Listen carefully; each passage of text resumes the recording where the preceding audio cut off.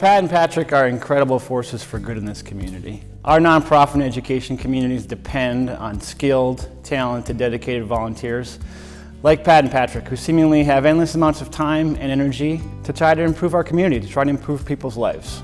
Well, I think both of them are the epitome of individuals who give back to their respective community. There are organizations that have been touched within this community, but they have also touched folks within central Minnesota. I was born and grew up in Dallas, Texas.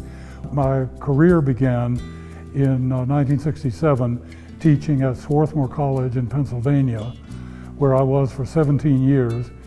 But then I had the chance to get the one job in the world I didn't have that I wanted, which was that of executive director of the Collegeville Institute for Ecumenical and Cultural Research out at St. John's.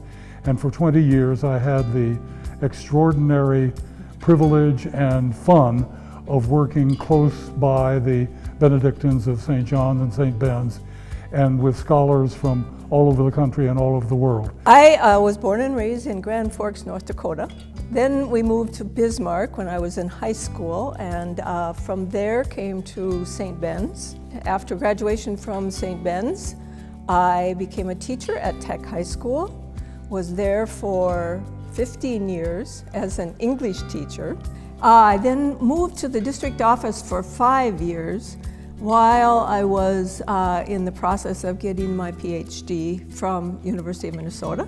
Came back, went to North Junior High School as the assistant principal, later became the principal, was there for 15 years, and at that point retired. And in the intervening part, met Patrick, my husband.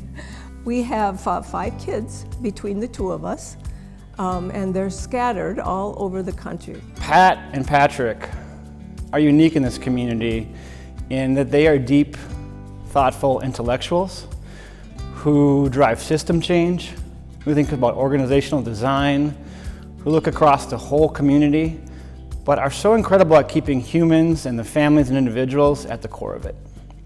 Been retired now 22 years, and for 17 of those years, I was a monthly columnist for the St. Cloud Times. So I have 204 columns to my credit, and the theme I took was the renewal of human community. That was a line from the mission statement of the Collegeville Institute. It meant that I could write about just about anything, but it also meant that I kept in as close touch with everything going on that was good in the greater St. Cloud area.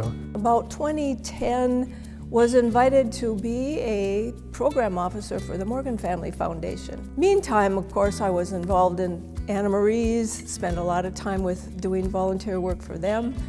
She's been on several boards for over several decades, including the Boys and Girls Club. She was a creator of Partner for Student Success, uniting the educational efforts of our communities and our 3 school districts here. Pat is also a mentor, she's a leader, and I really think at her core, she is an educator. She's an educator on boards. She's an educator on committees. She's an educator in ways that she relates to individuals and helps grow and teach and lead them. The efforts of organizations such as Anna Marie's and the YMCA and on, those efforts to bring the community together, to help those who are on the margins, those activities, it seems to me, have increased and become more important all the time. There are people in central Minnesota who are very philanthropic because they show up over and over and over again.